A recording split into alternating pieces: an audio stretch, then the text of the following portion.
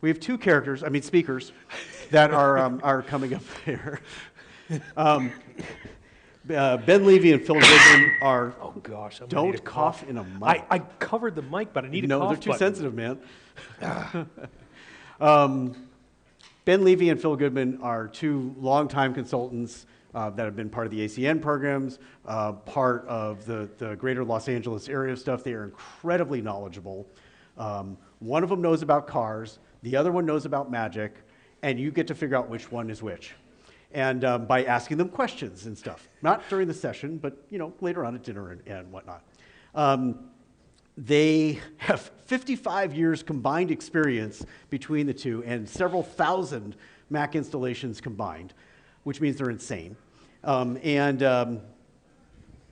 Well, that's funny. You guys actually were abstracted about it there too on the of the Porsche in there. So one more thing. Neil doesn't know anything here. He's just reading our slide. I wasn't until right then. All of a sudden I'm looking, going, oh wow, that's actually exactly what I said, except for the whole part about the beautiful wife, right? So I had a thought. Just go on. It's the end of the day. Oh man, it's we totally go back. The end of the day. All right. The reason that these guys are awesome resources in our community, and tomorrow they are going to be doing one of the challenge discussions about being a new Mac admin and how you go about doing that and whatnot. You're going to hear a little piece of what that knowledge base is here, and I encourage you that if you like that stuff or you're curious about it, that's the time to go. Or if you have more questions afterwards, we're going to do it mostly in that challenge discussion. But with that, how about a very warm welcome for Ben Levy and Phil Goodman. Thank you.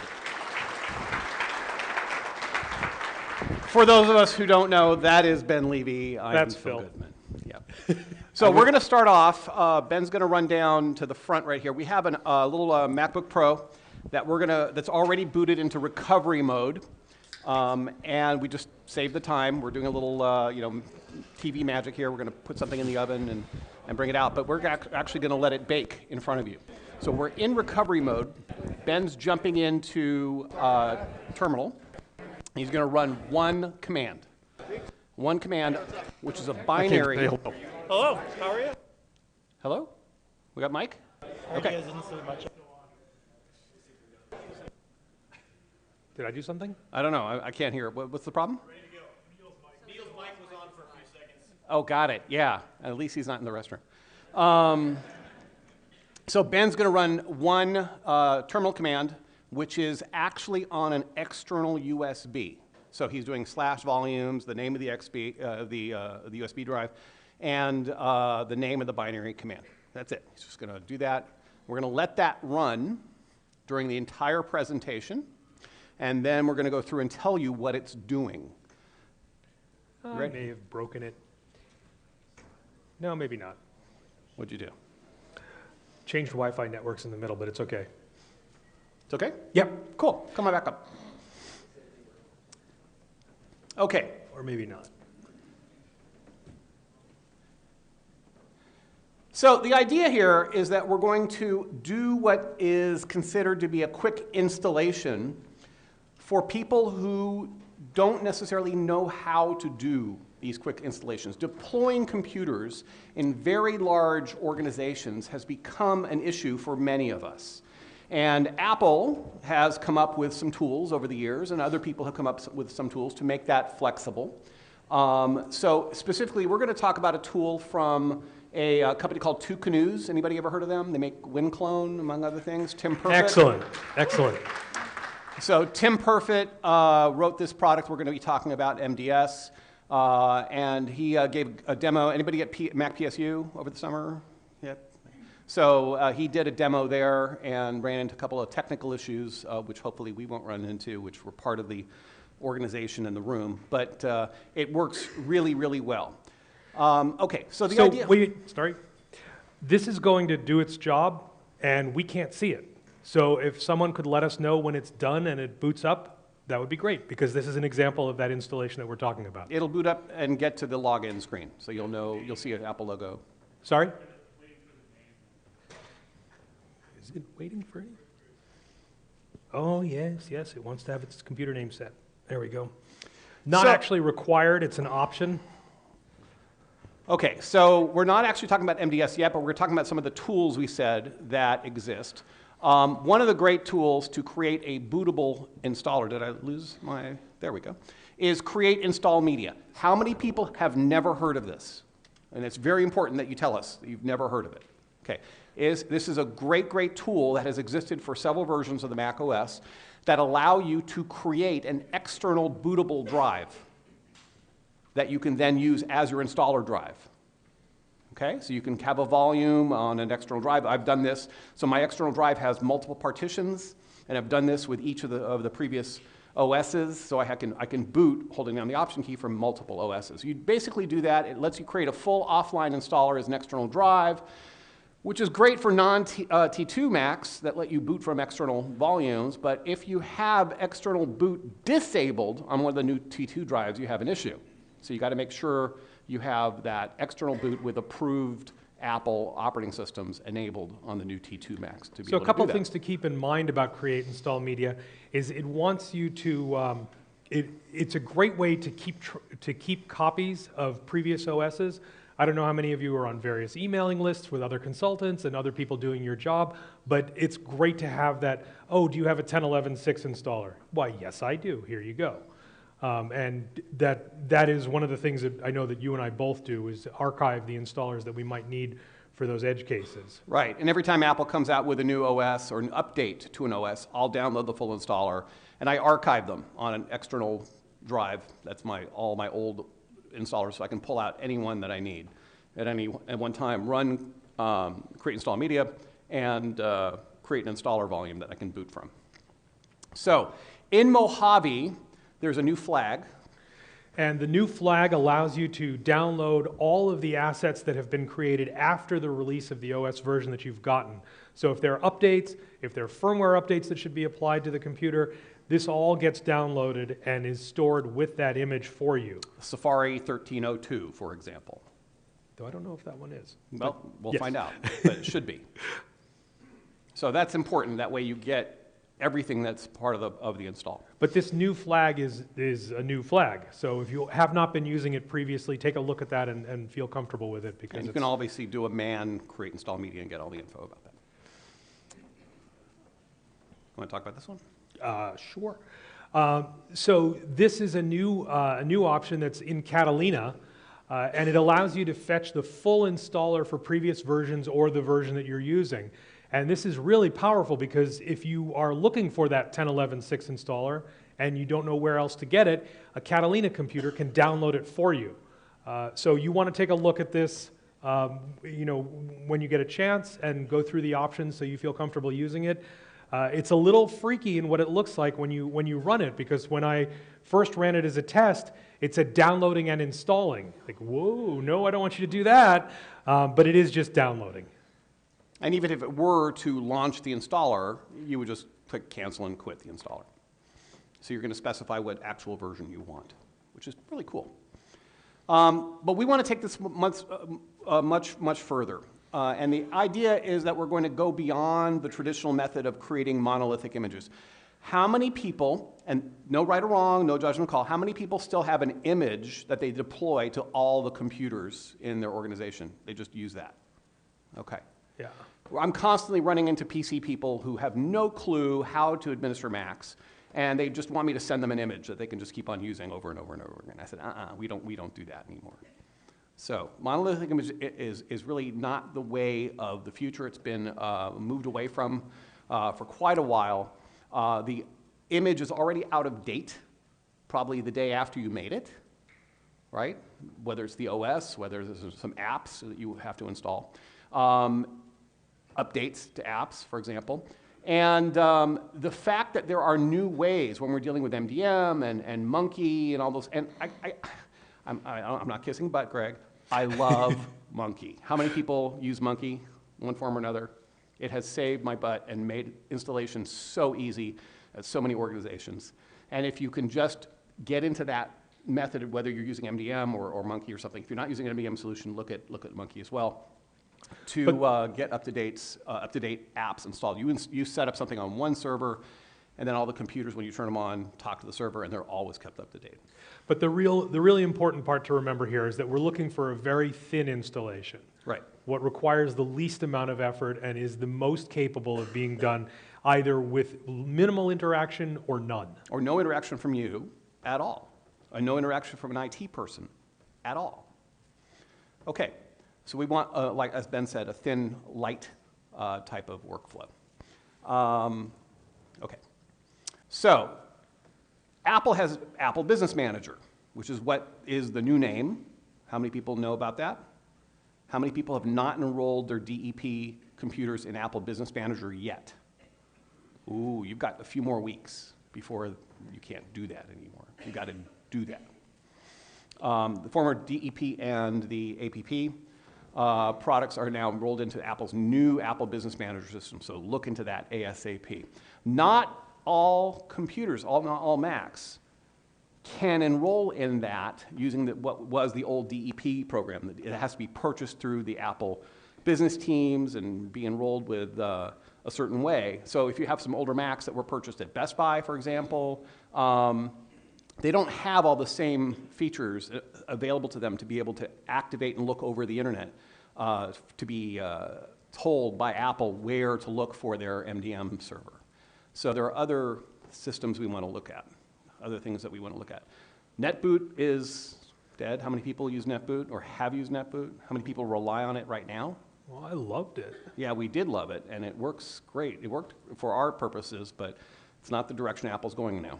So we need to have a way to deploy an image, I'm not going to use the word image really, but to set up a Mac that anybody can do. And the word somebody told me earlier today is they want to be able to give it to a monkey and have the monkey do it without actually knowing anything about setting up a Mac.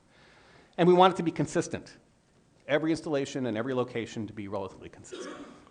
Okay. Or the confidence that it will come to be consistent. Right. So prior to High Sierra, Apple introduced a product called a command called startosinstall, but with 10.13.4 in High Sierra, that's when they added all the flags and all the options that made it useful. So what does this actually do? Startosinstall, there we go, lets you, and it's located, is a binary located inside the actual downloadable installer. So if you go into the Mojave app, for example, and you go into Contents Resources, you will find that. And that's the whole path where that startosinstall command is.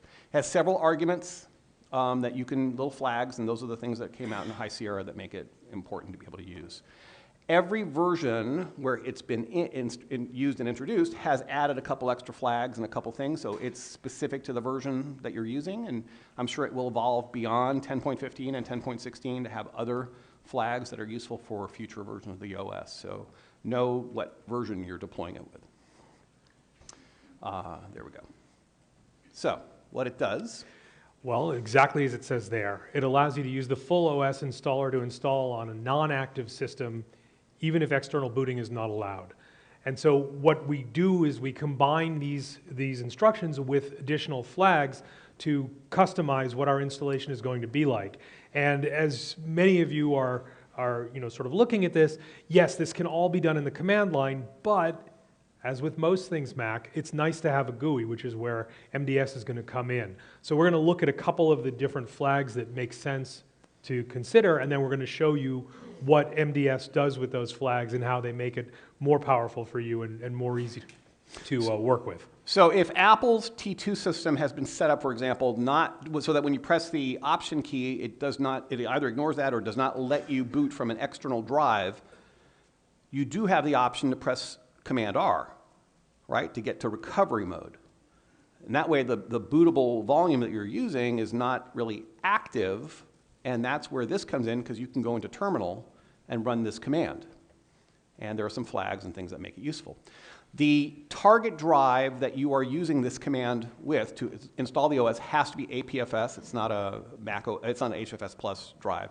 So if it encounters an HFS, it will convert it to APFS.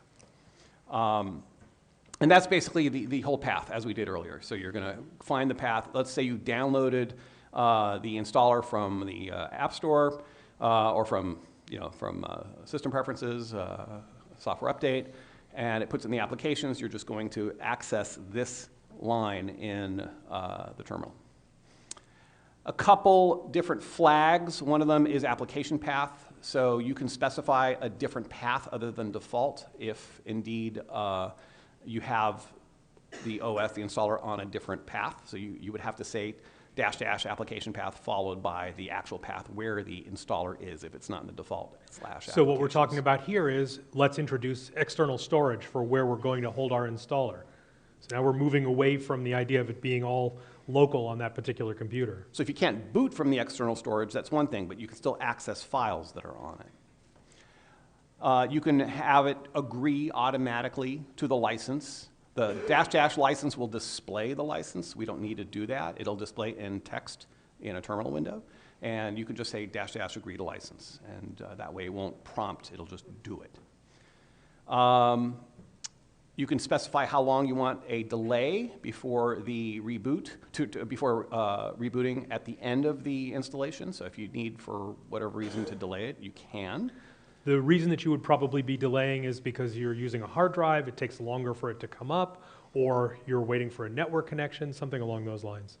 I'm not going to get into this. We've got some extra slides and stuff we want to get into, and all of this is referenced in the -- usage flag. And Neil gave us a little sign that we certainly want to get you guys on time to dinner, but we're going to not race through this, but I'm going to skip a couple things. If you do need to convert it to APFS, it will do it. If you want to specify no, don't convert to APFS, you've got a flag to do that as well. And this is where it becomes really powerful. This is where we're now saying, let's use these other packages after we've finished our macOS install. So you can specify after it has installed the OS, before it reboots, also install Monkey Client, Microsoft Office, whatever else you want to install. It will do that as part of the OS installation. You just need to have a -- package install argument before each package you want installed. So one thing to note here is that if you're doing this at the command line using only Apple's tool, you have a note here saying that packages must be distribution-style flat packages, no meta packages. Well, what about software that is that way? That's something that MDS helps you with as well. So you have some limitations in going with just the straight Apple tool. We'll talk about MDS in a second. It gives you some tools to make sure that everything's in a distribution package that you need, if it's not in that package format already. And if you need help, this is their version of help in this command. Rather than doing -- help, it's -- usage. And that will give you a long list of these arguments that we talked about, plus how they actually work. So here would be a long example where we're just typing in the name of the command, startosinstall, and we're specifying where the path is. It's the default path. I'm agreeing to the license, and I'm telling it to install a package called docutil. Anybody use docutil? Docutil is a wonderful command line package that allows you to specify what apps need to be added, removed, or moved around on a dock. So you can run a shell script, for example, and pre-populate a dock just by running a shell script. It's very cool. Also, install here monkey tools, for example. So those are the two that I use as part of this, and everything else is then on the monkey server. But now look at this. This is a long command. This is a place where you can make a lot of errors. And so that may not be the way you want to work. This is all obviously in Unix. How many people do not feel comfortable with Unix? And it's okay. A few of you, and that's fine. That's fine.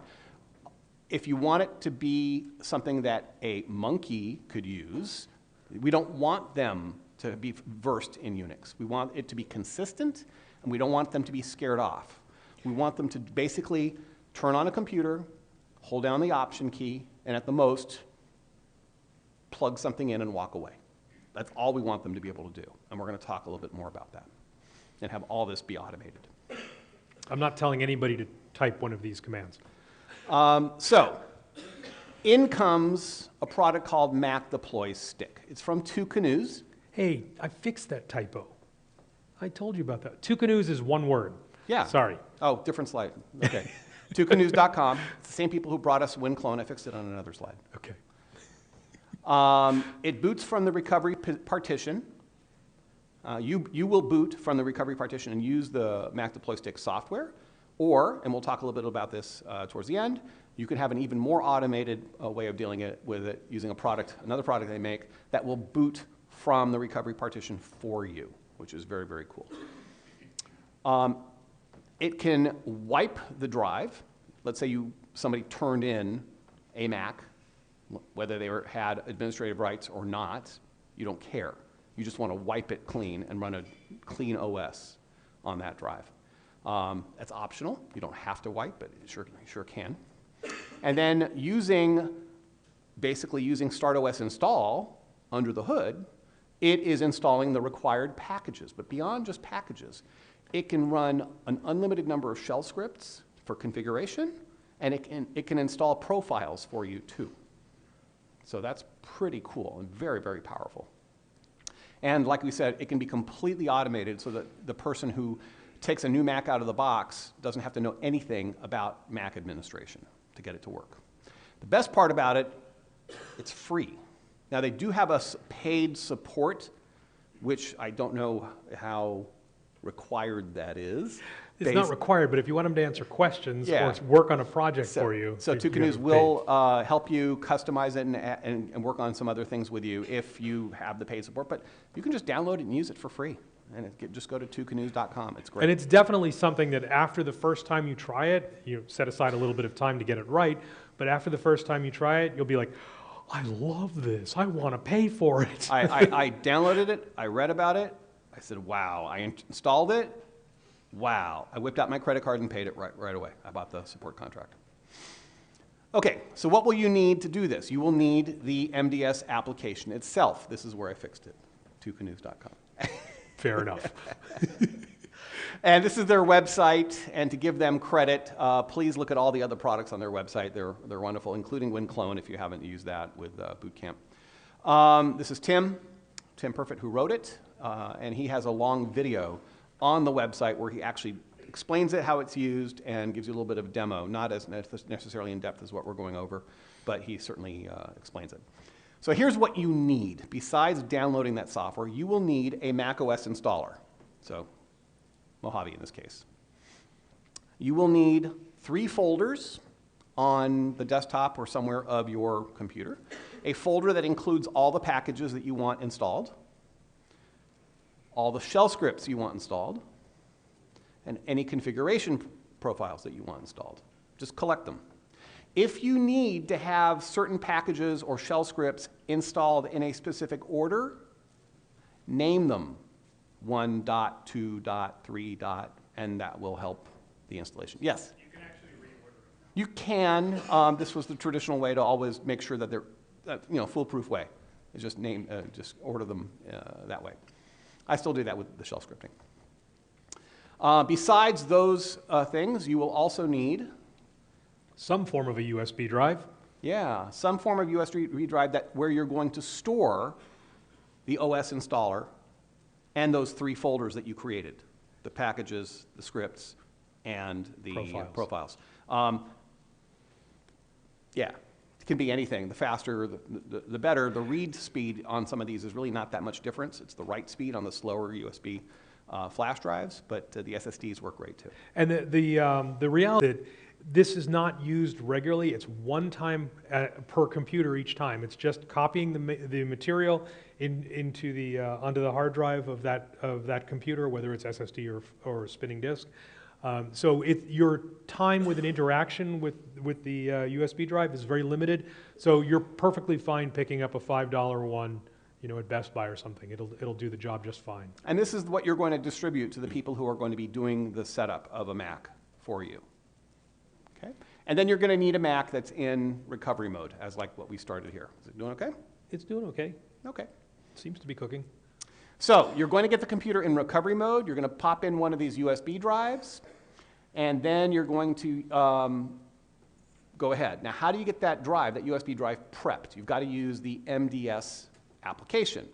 So you're going to download that on your Mac. I suggest that you use just a USB drive you haven't used for anything else. Just do that. And when you are going to put the installer on, you can specify whether or not the installer during the MDS setup is going to wipe the drive or not. That's totally optional for you. During the MDS setup, you're going to say where the folders are on your desktop of your computer. You will have created these in advance, put the resources in that you want to store, and all you're doing is telling MDS where to find them.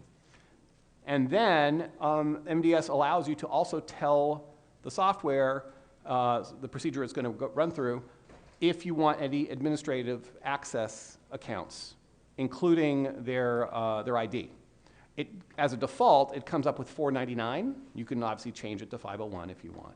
And the option to hide it. And the option to hide it. And the option to have a login panel, as opposed to the login panel with the fields, rather than having the users you can click on.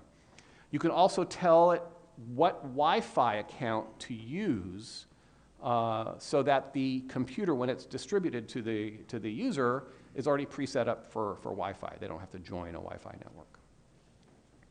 And you can tell it to skip the setup assistant directly and just go straight to the login panel when they set up the computer and turn it on for the first time. You can also set up in sharing remote access. So you can say allow the users and administrators to use a shell to remote access the computer, and to allow screen sharing and remote, if you're using ARD or something like that, you can have all that. And potentially share SSH keys in advance Right. if you want to do that. You can set up a monkey repo. This is all based in the MDS software. You can tell it what the URL is of the monkey repo, so that the computer, again, is set up ready to use monkey. We discovered that it's really incomplete because it gives you the name of the monkey repo, the URL, but it doesn't have a field to specify what the manifest is, which is sort of like halfway done. So you may want to include that in a shell script and say, here's the manifest to use, so that it knows what manifest to use.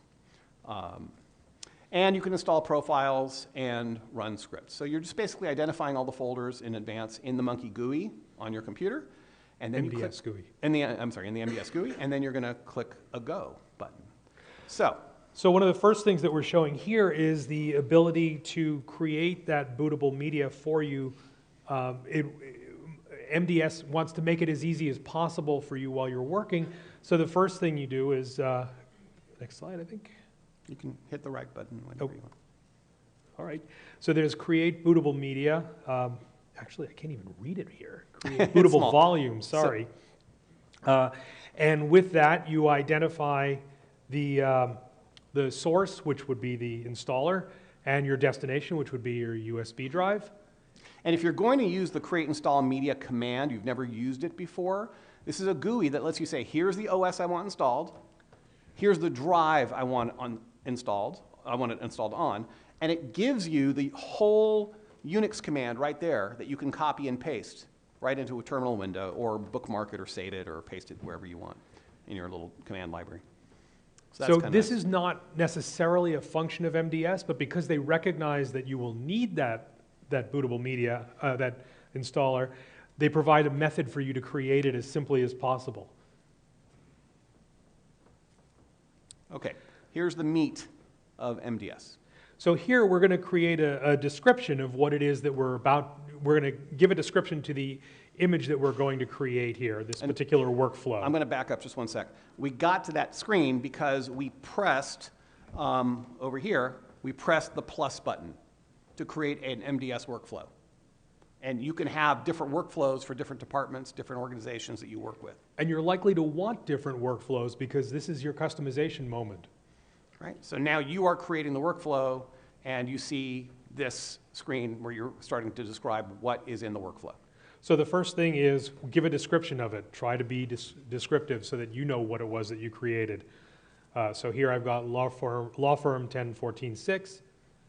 And then our next option is the macOS options. And I'm going to be making choices about what actually, I can't read either side. This is terrible.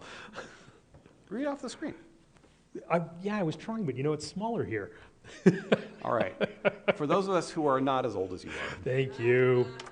Yeah, there we go. So install macOS, and where the macOS installer is, erase and install, rename our volume if we want to rename our volume, and after installing macOS and packages, what to do next, in this case, restart. And then I'm going to have resources on my computer that will show me that I've prepared in advance. So here they are. I've got an installs folder, and there's software there, and I've numbered it, so I've determined what order the software is going to be installed in. And then next up, I've got a profile that I want installed. Yes, I want every user to have access to the VPN. And then a couple of scripts that I want to have installed. Now, you can make Or performed, sorry. Depending on how adept you are at scripting and how many organizations or departments you work with, you may only have one script.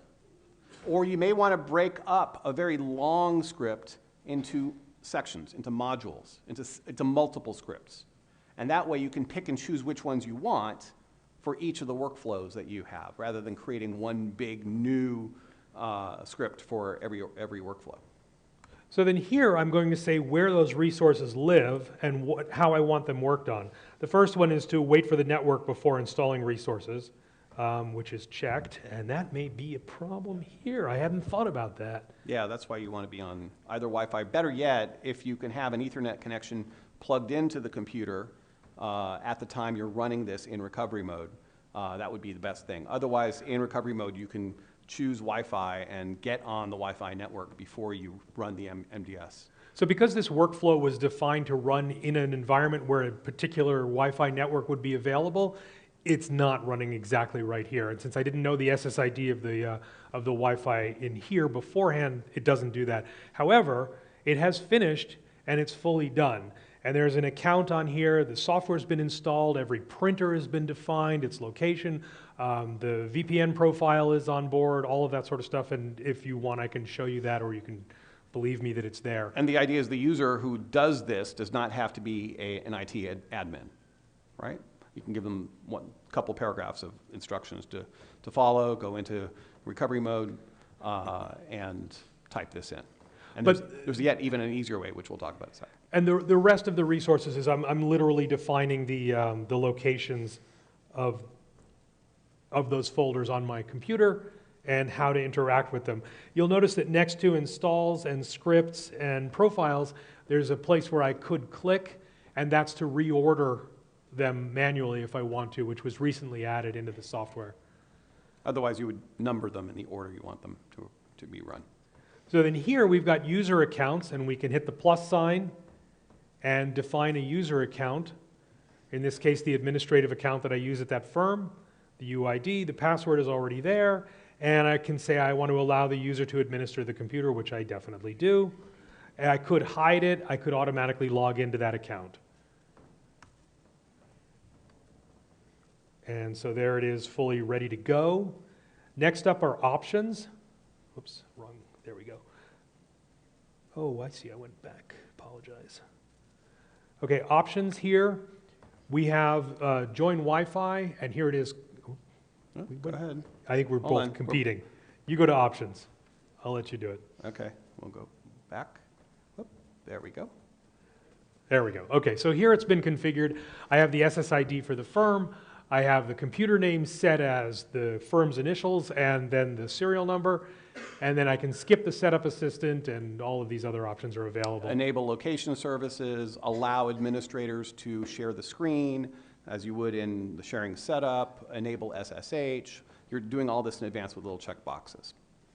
And with this option, I can define the location of our monkey server, though apparently, unfortunately, not the particular. The manifest is missing.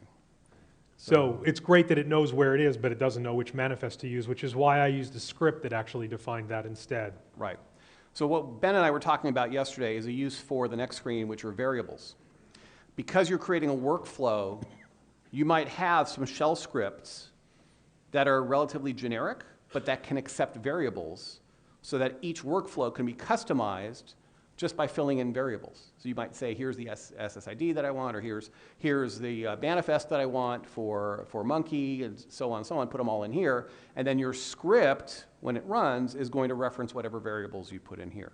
So this has the potential to be very powerful. Is anyone here using this? Yeah? What do you use the variables for currently?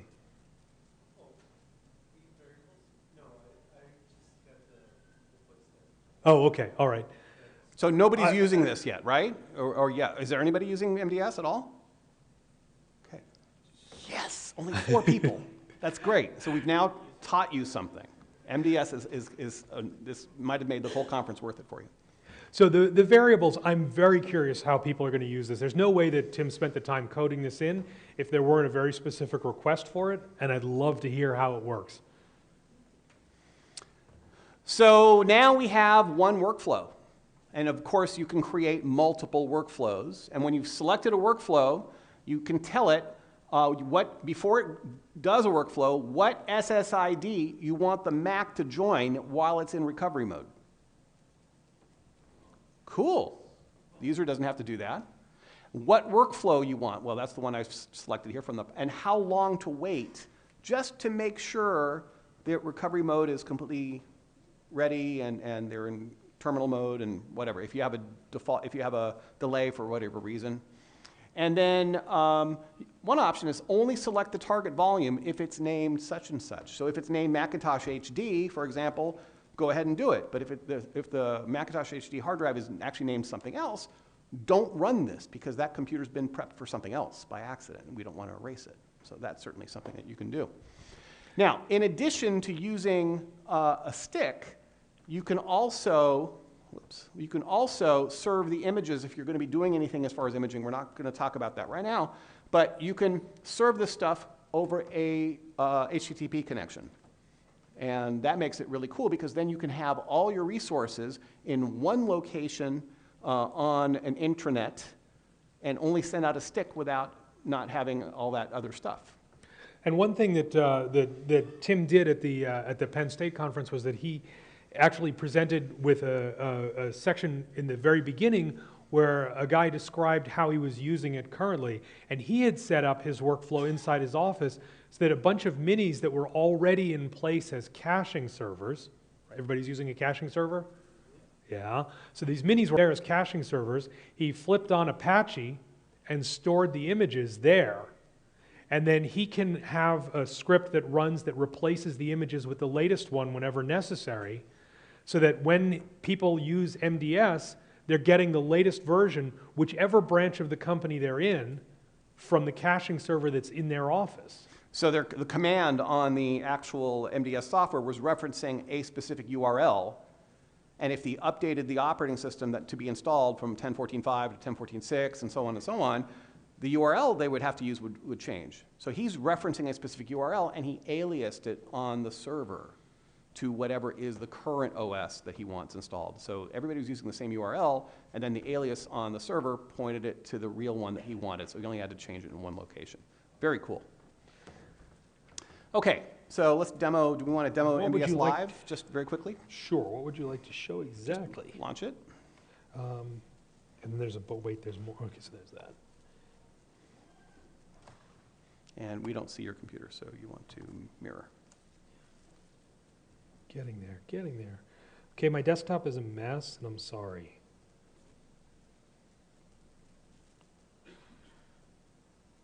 Hey, Phil, Yep. can I add something? Sure. So we've been using MDS for a while, and I found out something that kind of blew my mind, and I tested it over and over to make sure it's true. But if you turn on allow screen sharing for administrators, it doesn't actually turn on remote management as you would expect. So when you look at it in ARD, it's not blue, it's black. Yeah, so here, You can connect to it, and the most important thing is you can do remote clicks for kernel extensions. right. So here's what I do. I actually turn on ARD and all the client stuff on the user's machine in the shell script, rather than relying on that. And that way I can pick and choose which checkboxes in sharing I want on and which ones I want off. You can still get in and do that, that's what I'm saying. What was fascinating to me was the kernel extension. I assume that's Apple just... Being protective. Yeah, no, they made a mistake. Yeah, I hope they don't patch it. don't know about that. Who knows who's going to report it from the conference? I don't know. We'll see. Do you want me to just hit save to volume? Yeah, so Ben just basically, Actually, wait a moment. On Let our me show you what slides. I've got. yeah. So here's my MDS folder, and I've got all the software that I install. And just so you know what was installed over here, because several of the things that were installed took a significant amount of time. If I were just installing the OS, it would have completed a lot more quickly. We're installing a Watchman monitoring client, the Hewlett-Packard software, the printer drivers, which some of you know is 600 megabytes and massive, takes forever to run, the Rico drivers, Acrobat 17, then the patch for Acrobat 17, Microsoft Office, Monkey Tools. Then we go to profiles. I've got the VPN profile that I mentioned before. Scripts, I've got 2 different scripts here. This one just tells Monkey where to find itself. And this one defines, all the printers in the building with all the options for all the finishers and everything. You should see my script. My script is like printed out. It's like 4 pages long. And it configures everything in the system to the point where it creates the Mac admin account, right, as part of the MDS, and I want my dock to look a certain way, already preset. I want the preferences system preferences in general to show me the scroll bar. I want all those little options ticked already in advance. That's why my setup script is really long. Didn't you do that last year here? Yeah. So that's for what those I'm of you saying. who were here last year and saw my session on scripting and installation and a setup, I'm using that same shell script that's been adapted to add a few more things as part of the scripting that's part of MDS. Okay, so there's a section right here that we haven't talked about, Phil. You see that? That little area right there? I think we should talk about that at some point. Okay. But I'll say save to volume, and then we start talking about it. So we were talking about making this even easier to use. Because all you're doing, remember, is you're telling a user, you have a little instruction sheet, maybe you've got some screenshots or some photos, hold down the Command R to get to recovery mode, go to the utilities menu, open a terminal window, type this command exactly as it is.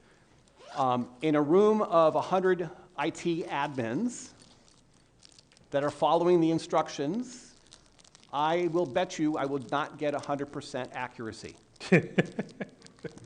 Okay? So in a room of IT admins, I'm not going to get 100%. How many people do you think who are not versed in recovery mode or terminal are going to make a mistake? So we want to make this consistent so that anybody can do this. Can we make it consistent with this? Yeah. So this is a little Arduino. It's a little computer whose memory has been flashed, connected to a USB, mini USB to USB-A. You turn on the computer, and instead of Command R, you hold down the Option key to get the boot picker. The moment you get the boot picker, you plug this in. You don't even have to wait for that. You can just have it there. You want it, it'll actually send commands if it's not there, but okay. Ideally, the boot picker comes up, you plug this in.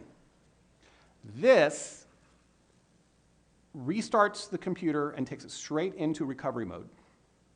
And everything's timed. It is simulating keyboard commands.